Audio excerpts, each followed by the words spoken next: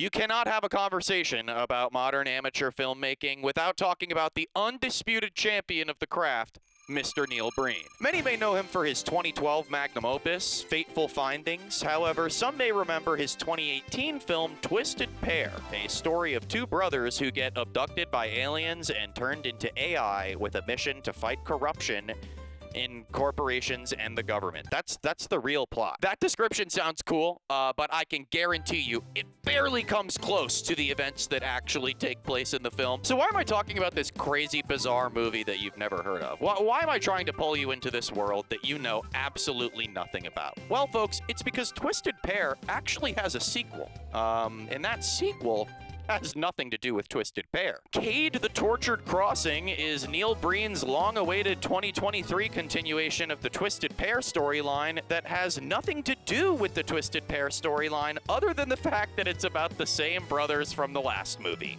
both played by Neil Breen. As long as you know that they're AI-enhanced twin brothers with opposite personalities, you've essentially just saved yourself an hour and a half. There you go. In essence, the films function like sitcom episodes, flavor of the week stories that take almost 2 hours at a time to tell. It's senile boomer regular show, if you can believe such a thing exists. So to find out what the hell that means, let's take a look at what Neil's been up to these past few years. Now, from what I'm seeing online here, this film may have just been the largest undertaking of his professional amateur career. Not only is Neil Breen the director, writer, producer, and star of Cade the Tortured Crossing, he also managed to take on the following roles. Oh, we're just gonna let these pass on through here. Yeah, there they are. We're not gonna ask any questions, we're just gonna look. Yeah. Questioning the legality of this project will only take us steps backwards in our attempt at understanding this film, but one thing is for sure, the 5-year hiatus was warranted. Is this Cade Altier? Mr. Altier, where are you? Are you on your way? I haven't forgotten about the charity event. I'm running a little late. So a little bit of Breen lore here. Pretty much every story he writes revolves around this one epic, godlike character who, on all levels, is pretty much unstoppable. And it's always him. In terms of this Cade character, the exact abilities he possesses are kind of unclear, other than him being like an AI superhuman, but I don't know. It's pretty much whatever he wants. There's really no better way to explain it. Neil Breen is a very special type of amateur filmmaker, similar to Donald James Parker. They don't care how the film looks or comes off or reads. They just want people to watch them. But they take their films 100% seriously. And something about that general lack of self-awareness makes the moments that are intended to be comedic so much more bizarre. Right after that phone call, he gets hit by a streetcar. It's unclear exactly why, whether he was flagging it down or trying to act surprised, but he literally just gets up and walks it off. Like, was that supposed to be funny, or is he like trying to demonstrate Cade's vague immortal qualities? These are the kinds of things that when trying to piece the actual story together, you can't get too caught up on, but they make the film so goddamn good. So there's this guy going around, and I don't want to point any fingers, but it looks like he's kidnapping homeless people and throwing them into an SUV. I'll help you. I'll follow you wherever they're taking you, and I'll free you. Let's help! Can't get out. We've been kidnapped!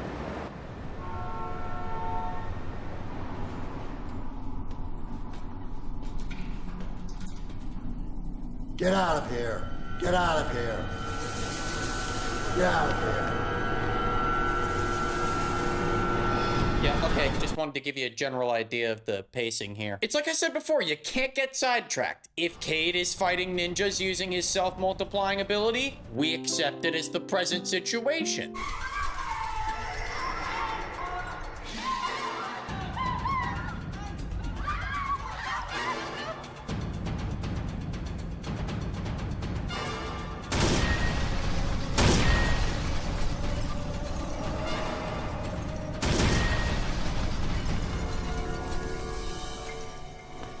We just missed them.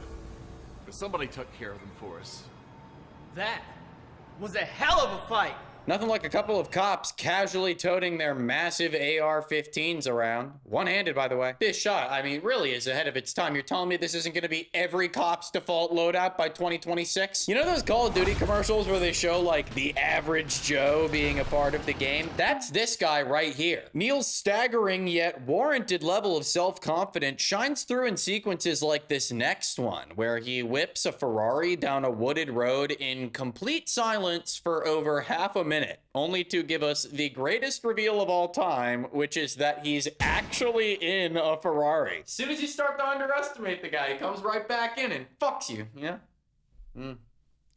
He doesn't do that. Okay, so the establishing lore for this story is that Cade is super rich, and he's the sole benefactor for the remodeling of this hospital, but he's never seen it, and he doesn't seem too worried about it either way. Thank you for that introduction. I must admit, I haven't even seen the hospital building yet. But I have driven by. Cade as a character has zero flaws, and I think it's the funniest, most genius thing ever. When you write a character that is considered entirely perfect in their respective world, from an outside perspective, it actually makes them look completely insane. Donald James Parker does the same kind of thing. In almost every movie he makes, he really wants us to believe that he, a 70-something-year-old man, is capable of not only winning over an entire community of people with his radical political views, but also pulling every single woman that crosses his path. It's the mortifying feeling of watching your grandfather snap his fingers at the waitress. Converted into cinema. Need I say more? As with most scenes in this film, it takes a second to actually process what's going on. It's another one of those moments where if you get too distracted, you know, you'll miss the actual plot. In his speech, which is accompanied by various stock shots of people applauding at a business conference, he directly mentions that the patients of the hospital have emotional and physical disabilities. And no emotional nor physical disability that they may have. And that's a little weird and specific, but then he starts saying all of this good shit like, I will make sure they live their lives to the fullest. We will make sure they live their lives to the fullest. All right, Cade, yes, God. What a guy. You know? I will teach them how to only go after things in life that really captures their heart. Like justice. And love. What it sounds like he's saying is that he's going to take a bunch of patients from what I'm assuming is a mental hospital of some sort and train them to fight crime with the power of love and compassion. I don't think that was part of the Patreon tier. All right, so got some stuff to show you today. Cool Shirts is the sponsor of today's video, ladies and gentlemen. Fun fact, guys, Cool Shirts was my first sponsor ever on YouTube. Back when I had 0 subscribers. They gave me a sponsorship when I had 0 subscribers. Bad investment. So let's see what they've been up to in the past 2 years, huh, folks? Check out the tax fraud tee. Talks about committing tax fraud. This probably is my favorite tee of the collection that they have right now. Stop. Folks, I'd love to show you some of these shots of me just dancing around. You know, perhaps just being a fool, wearing these other articles of clothing. Guys, look at this hoodie. I've been wearing the heck out of this hoodie. The ever-loving heck and gosh out of it. Stop, I'm getting nauseous. Guys, Cool Shirts has designs that range from fun and energetic to dark and gothic. Guys, great quality shirts, funny jokes, put it all together into a good design. Cool Shirts. Cool Shirts. Puff print, embroidery, patches, you name it. Look at this one with the devil bowling on it. I like that one. I mean, guys, what else do you want me to say? I'm looking at it right. I love it. If you are interested in buying a shirt from Cool Shirts or a hat or something like that, maybe you would like to go to the link in the description or the link on screen. I don't care. For 10% off your order at Cool Shirts, use code Andy. The story from here is about as confusing as it gets. But just remember, I didn't write it. This youth trafficking is disgusting. We had 2 more last night. This is absolutely disgusting. Apparently those ninjas from the beginning were part of a ring of human trafficking ninjas. They are working for the mysterious villain that's going around kidnapping people, but they are not the ones doing the kidnapping. They're kind of just his army that never reports to him or appears in any shots with him. The mental hospital is literally just abandoned, which is awesome. Kate's gonna love that. The blonde-haired nurse's name is Dr. Kurtz, and the brown-haired nurse's name is Dr. Burns. Dr. Burns is really, really mean to the patients, which honestly I feel is super unproductive considering the circumstances. I mean, look at this, half of the floor is missing, you know, pick your battles. Anyway, Dr. Burns quite aggressively lets everyone know that they're going on a field trip. Get ready. We're going on a field trip. Oh. Where? My favorite character in the movie is this driver who hates assistive devices in his car. Hey, get those things out of my SUV. Get them out. This one too. He also obsessively drunk drives the whole time, which ends up getting them in a wreck that kills him and no one else, but we'll get back to that group in a second. The clip I'm about to play is the clip that plays directly after the car crash scene. I won't deny it's a bit of a slow burn, but I think you're gonna leave it with some thoughts.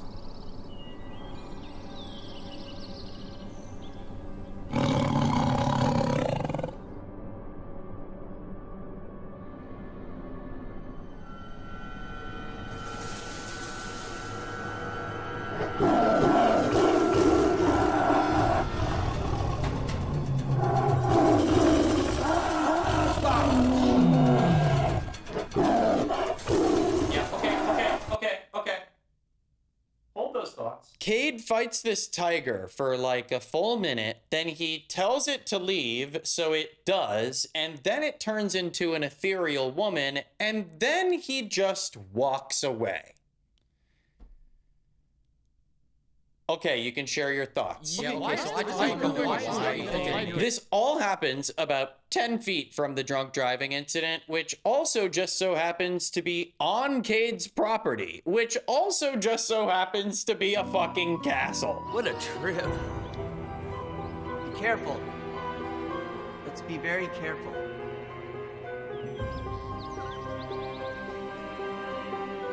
Holy shit! It's a castle!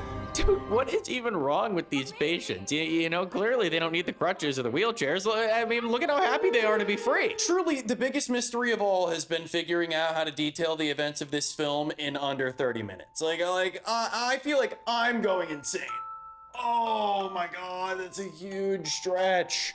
Oh, I purchased this film on DVD, by the way. I had to purchase this direct in the mail from Neil Breen. That is currently the only way you can purchase it. Never seen anything like it. Me neither. You all look like a big happy family. Do you have family? No. I've got an identical twin brother. As you can see, there are some truly, I mean, relatable and touching moments here, you know?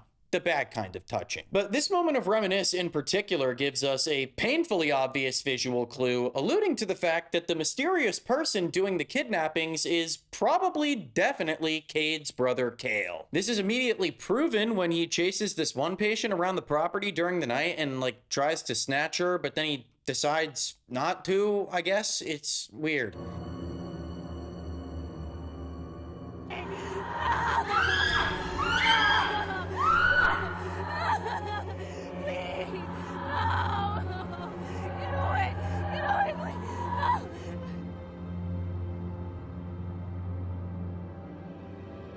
Yeah, like, see, I guess she's good. It's like a challenge of a film, dude. I don't know. I almost feel like if you made it a silent film, people would have a better understanding of what was going on. Piggybacking off of that thought, we actually get to see an in-depth display of Cade's abilities in what I can only describe as one of the greatest things I've ever seen in modern filmmaking.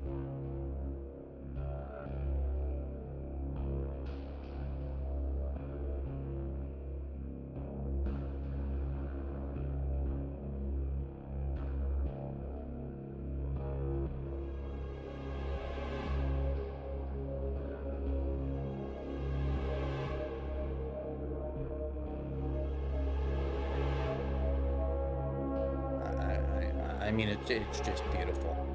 What else can you say? Hey, you know, I'm thinking about it. That's great and all, but that took you seconds. You could have had them back on their way yesterday, instantly.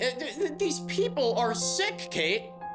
Maybe. Actually, you know what? Let's do some more digging on this hospital because we still have no idea what the hell is going on in there. What the hell's going on here? We're doing the best we can. We're trying. We're trying. That's not good enough. Okay, so this guy's on the floor, this guy's on the floor, that other person was wobbling, and this guy's just chilling out. So again, I ask, what is wrong with these people? Also, we're doing the best we can. You have 3 patients on the floor directly in front of their wheelchairs. I mean, bare minimum is a pipe dream here. This is my money. What the hell's going on? Well, okay, we're working on it. We're working on the whole thing. Trust me. It'll all be fine. We're working on all of it. It will work out. Please trust me. Oh, really? This forces Cade to go out and source more funding, and while that happens, we finally get a bit of an idea of what the fuck is going on with Kale. I assist in the kidnapping of the youth to become experimental patients at the hospital. My payment for this is access to the gene editing drugs for my use, hoping that they will cure me. Okay, somehow that revealed nothing and everything at the same time. Once again, it seems that I will have to be the one to try and make sense of all of this, so here we go. The next 20 to 25 minutes or so of the film do a lot of jumping around, but to sum up Kale's whole arc here, he's just kidnapping people in exchange for samples of the gene editing drug. Why he needs it, we don't know. We're also learning now that this entire operation is taking place in the hospital. It starts to become pretty clear, though, that the only people who don't know about this secret operation are Cade, Dr. Kurtz, and Dr. Burns. The corporate guys that Cade keeps hiring are funding the whole thing. The doctor just operates on people nonstop and always fucks up. Damn it! This procedure is not going the way it's supposed to. And based on a secret meeting between a crooked cop and a yet-to-be-revealed character, it seems that someone on the inside may be hiding something. I'm only in it for the money. You do what you want with the patients. The police department isn't on to me. When you lay the plot out like that, it actually makes the film sound decent. When you lay the plot out like that. However, in reality, all of this information is broken up and jumbled by elongated scenes of random kidnappings and sometimes just straight up anguish.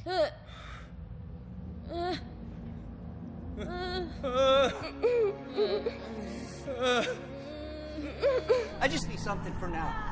I'm gonna kill myself. I can't take it anymore! This is getting me no closer to figuring out what this hospital is actually for. I mean, like, the more you show me, the less I know. It's just like, it seems like if something is wrong with you, you go here. Doesn't matter what. Guys, it took me like an hour alone to figure out how to recap that information in a way that wouldn't absolutely blow your head off. So I was thinking we could do like a little break, breather moment right here. Little segment I was thinking called green screen of the day. So I'm just gonna step aside, I'm gonna put something up, and it's gonna be, you know, the green screen of the day. I think that's cool. So here we go, green screen of the day. Let's take a look. All right, here we go. All right, I think we're ready to jump back in here. The only way of finding the limits of the possible is by going beyond that into the impossible. We can make a difference with their kind. We will make a difference.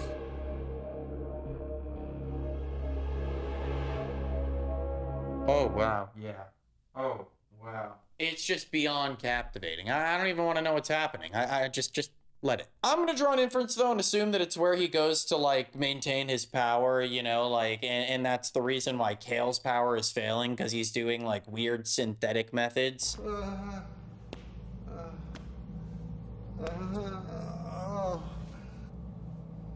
Who am I? What am I? What am I? Yeah, I'm starting to get a real, if you can't beat 'em, join 'em energy from this film, you know? Who am I? What am I? So yeah, he's really starting to fade here, and I am too. As I've said from the beginning, the temptation to stop every 5 seconds when someone says some insane shit is, I mean, I'm pulsating. We need to get on with our patient trafficking plans. Somehow we end up in a court where Cade is passing a law. Obviously, we don't end up finding out what that law is, but in classic Breen fashion, he does manage to utter some of the most confusing dialogue I've ever heard. We can and will help them.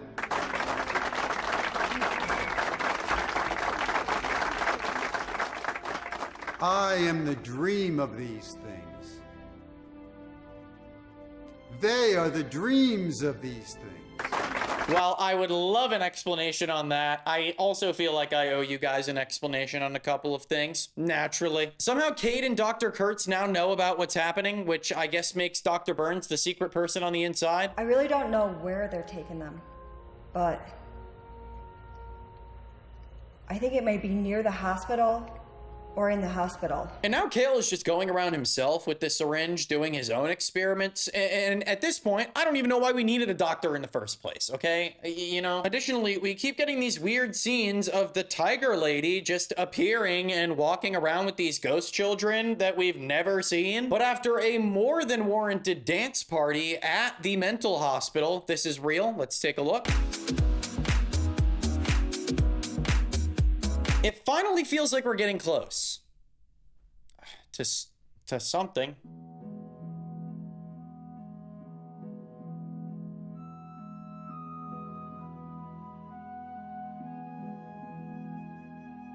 Oh, yeah, that's what we want to see! Oh, poor girl. I hope she was well paid. I mean, so unwarranted. Imagine her reaction to reading the script for the first time. Imagine anyone's reaction to reading the script for the first time. With 24 minutes left in the film, Cade finally does that thing that he said he was going to do, which is train mental patients into warriors. Very nice, very nice.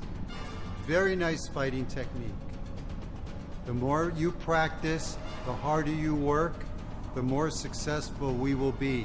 What would you do? Genuinely, what would you do if you drove by and saw this happening in real life? I've been thinking about it for like 5 minutes, and all I can see is white.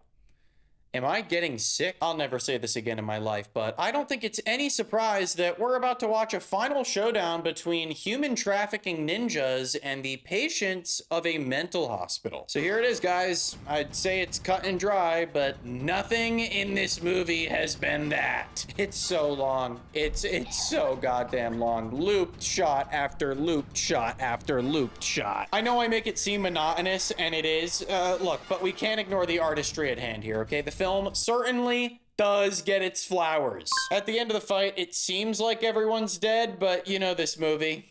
Who really knows? Cale just kind of appears, so we finally get to see the brothers meet face to face again. He's just about dead at this point, though, so this is sort of like a last word situation. This is probably my favorite Neil Breen moment of all time, so I'm just gonna let it play out and let you guys enjoy it. Cade, look at me. Cade. Cade, I'm so ashamed. Look what's happened to me. Cade, it all went wrong. Everything's gone wrong for me. Cade, help me. Cade. That moment is so good that it makes the rest of the film feel like coming down from a flashbang explosion. Because after you come down, you realize that the only person we see benefit at the end of all of this is Cade. He gets the girl and takes her to his palace. We don't even get to find out what happens with the hospital or the patients at all. All the patients got out of this was having to physically fight their way out of being trafficked. This was so hard to watch and so hard to write about and so hard to talk about that it makes me want to go watch a Donald James Parker movie. In fact, maybe I'll do that soon. If you enjoyed this video, please like and comment and just do this. I feel like such a robot saying all this stuff at this point. Please stop zooming in on me, like it's getting way too close.